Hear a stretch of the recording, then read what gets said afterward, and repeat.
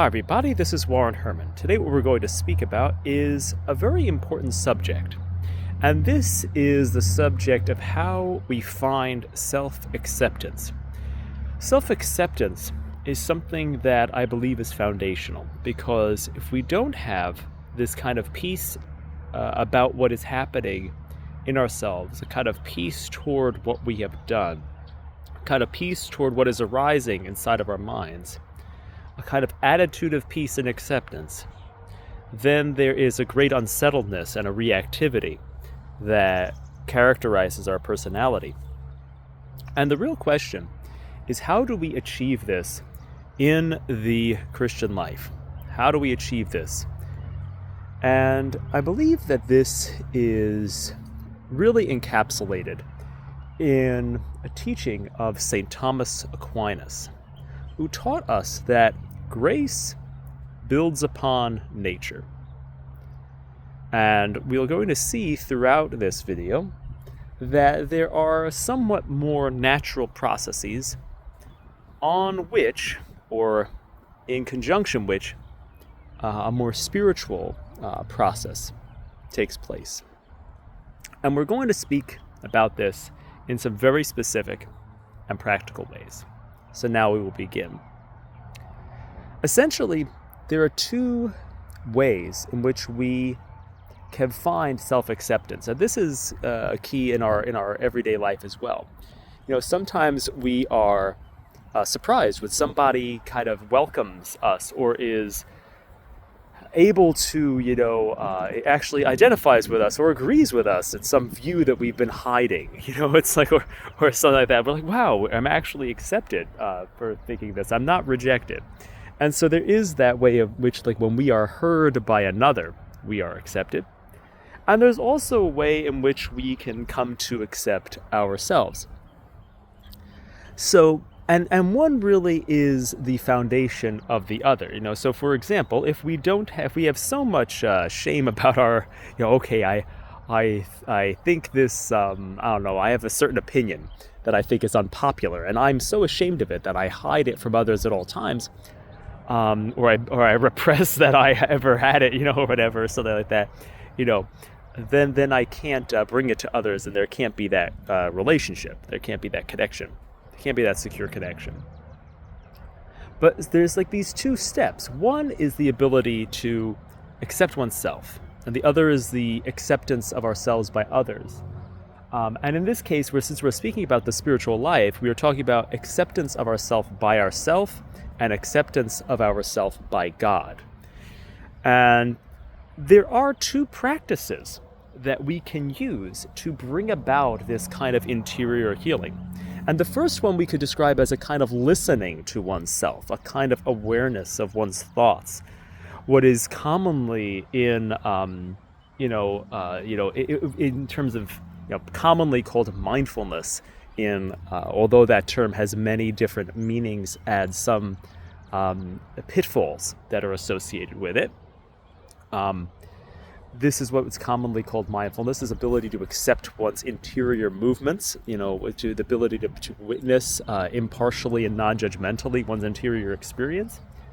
This process is one way of achieving this kind of listening to oneself, which is foundational for self-acceptance. And the other thing is to be able to speak to God, which is prayer. So there is this practice of this kind of mindful self-acceptance and this praying to God, so that there is this, so that it kind of, has this additional effect. And the thing is that these are two steps of moderation and integration of our passions, of the different movements in ourselves. Because on one hand, there is a moderation of our interior movements, our thoughts, and all these things by listening to them. I believe it's written in the Philokalia, which is an Eastern Orthodox or Eastern Catholic text. it's written that to survey the thoughts is to calm them. So we moderate the thoughts and feelings and all the different stuff going on inside of us by listening to it.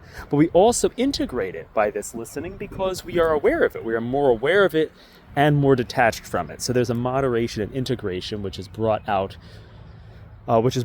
by this process. However, if we only stay at that level, we will end up at certain types of errors, and we'll explain that later. But the real effectiveness of this is when it's paired with prayer, which also moderates and integrates things. Because if I tell God about how I'm feeling, I am moderating what I'm feeling because I'm expressing it. They tell a child, use your words rather than your fists, So we're expressing in a healthy way our feelings. That moderates the feeling by expressing it to God, or expressing our needs to God, our pain to God. That moderates it, but it also integrates it by, putting it into words and by putting it properly into words rather than just us acting out of, anger, acting out the anger or something, or the pain. We put it into words. So that both of these things moderate and integrate the passions, and they are both allowed to moderate and integrate the passions when they are together. And if we want to think about it further, these also happen within the context of the sacramental life. And there's probably a good way of articulating, just like we kind of talked about that moderation and integration, there's probably a good way of articulating how the sacraments do that, but my mind is not coming to it too well. I mean, we could say that, there's probably some type of integrative imagery, obviously, because the sacraments are both spiritual and, material. So there's probably something we could say that I think could be said clearer, but that's not apparent to my mind at the time of making this video. But it's those three things. In that sacramental life, we live in the prayer and we live in the self-awareness. And this brings about this kind of participation in love and allows us to accept ourselves.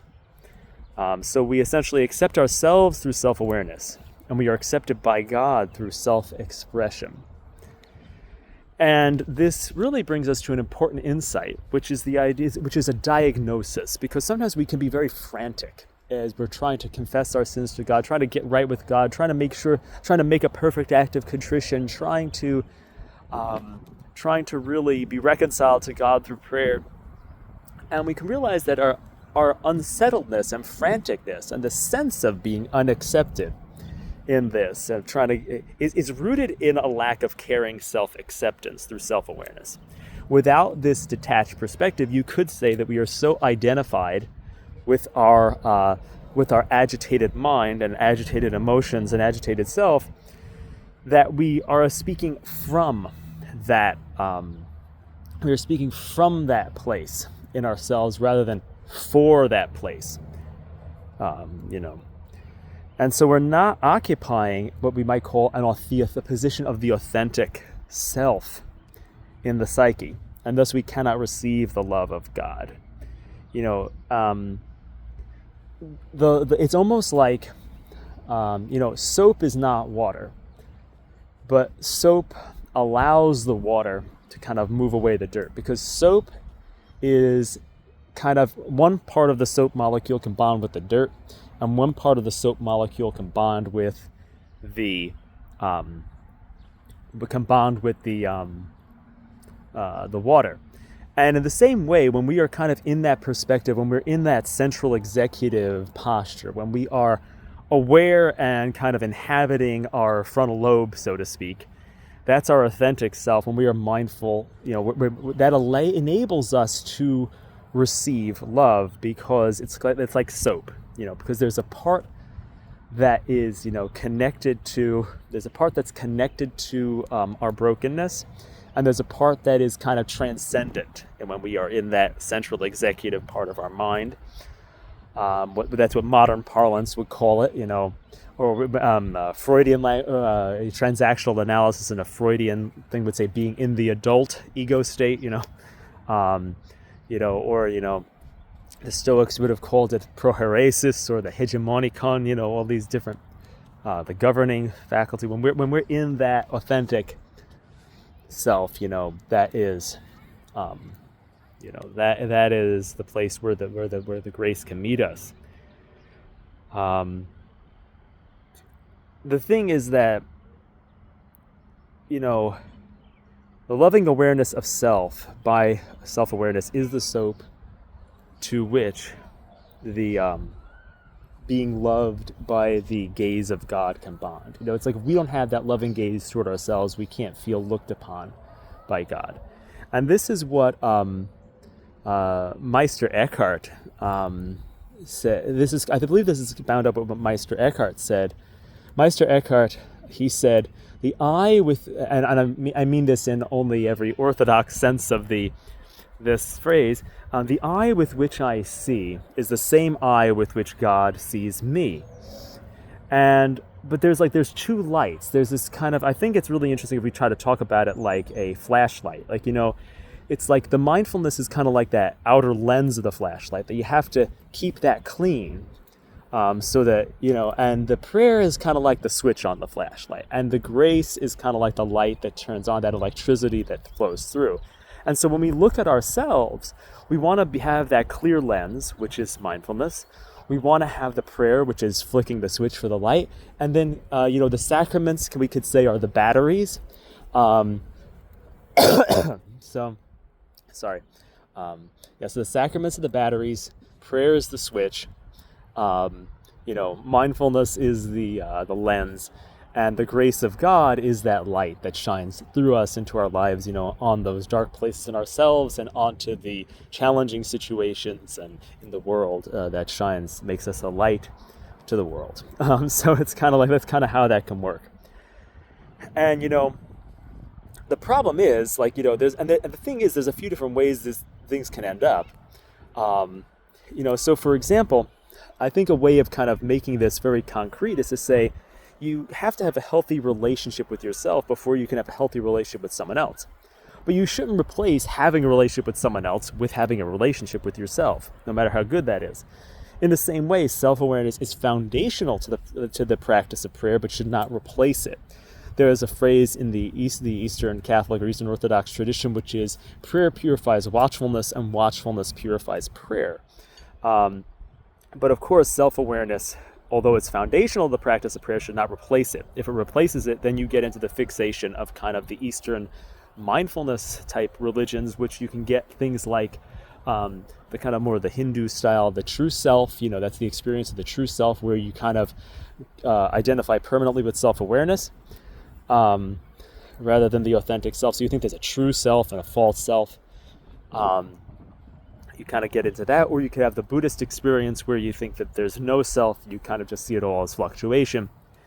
And in a way, if you don't have awareness, if you don't practice any awareness, you can fall into other areas. Like, so for example, if you practice the Catholic spiritual life and you don't have self-awareness, you can then kind of use things in a narcissistic way, or you could become, overly scrupulous. You could kind of have a thing that kind of builds, kind of makes you too. You can kind of misuse the faith, so to speak, and kind of become narcissistic with it. Or you can kind of become too scrupulous because you're so agitated and afraid of every single thought you're having, because there's no insulation of self-awareness and self-acceptance between you and all the different movements in your mind. And so that could be a very big problem. And of course, if you have neither self-awareness nor the self-expression of prayer in the Catholic spiritual life, you'll end up just kind of in the normal dysfunctions of human life. The normal dysfunctions of human life were things like, you could be have a big superiority complex or a big inferiority complex. You could kind of have all these egoic issues because you aren't growing at all. You're completely stuck and not developing. So those are some things that I think we should think. There's different metaphors we can use, but I think that really the one that we really think about, and it could be that flashlight. It's like saying, okay, the mindfulness is cleaning the lens of the flashlight. The prayer is flipping the switch of the flashlight. Having the batteries in it is taking advantage of the sacraments, and that light that shines out is the grace. And understanding our spiritual life in that way, I think, could be very helpful. And really making that diagnosis of why are you unsettled? you're unsettled in your life, your experience. You don't feel accepted by God because you not have that foundation of self-awareness and self-acceptance. You don't feel that God is seeing you because you're not building that foundation of love toward yourself. It's like, and the way that the love of God gets to you is kind of through that authentic self, because you have to be in. It's almost like you have to be in the adult to have an adult relationship, or so to speak. Like, you have to be in the central executive to receive from God. We can't be in that child ego state in a way, because it's like we have to stand, in essence, we have to stand, we have to basically stand as we have to kind of be a mediator in our own psyche. The ego, this is kind of like what Freud would talk about, but in a way it's accurate, because the ego, in a way, there's this analogous thing where we almost have to be a mediator to ourselves. Like, we as the adult part of ourself, the central executive, have to mediate the love of God the Father. Like, we have to kind of be the parent, the loving parent toward the inner child, so to speak, of the passions and all that stuff. And if we aren't in that place, in that adult place, that mindful, aware, that kind of that place, and the way we detach and the way we kind of inhabit that is through like those awareness skills and stuff like that. So we have to be in that place. And so when we're in that place, we can then mediate the love of God to the lower parts of ourselves. And so it's kind of like, if you think about it, what we're trying to do is we're trying to take care of the baby of our unconscious mind, so to speak. We're trying to take care of the inner child. And the thing is, obviously, if you just do the mindfulness, what happens is that you basically listen to the baby cry, but the baby ends up, and you don't go help the baby, you just listen. And so then, you might have a peaceful kind of acceptance of all the cries of the baby, but the baby ultimately gives up. The baby stops crying, but the baby loses hope, and that's nirvana. That's what happens to the self in that type of a tradition, in the Eastern traditions, that the self stops crying, because you listen to it, but you don't go and meet its needs. But prayer, it's as if you go and help the baby, and then the baby, you meet its needs, you give it a bottle, so to speak. There's this, those kind of things. You do it. You do what the baby needs. And so then the baby is truly cared for. And so this is those two things that are necessary: self-awareness and self-expression.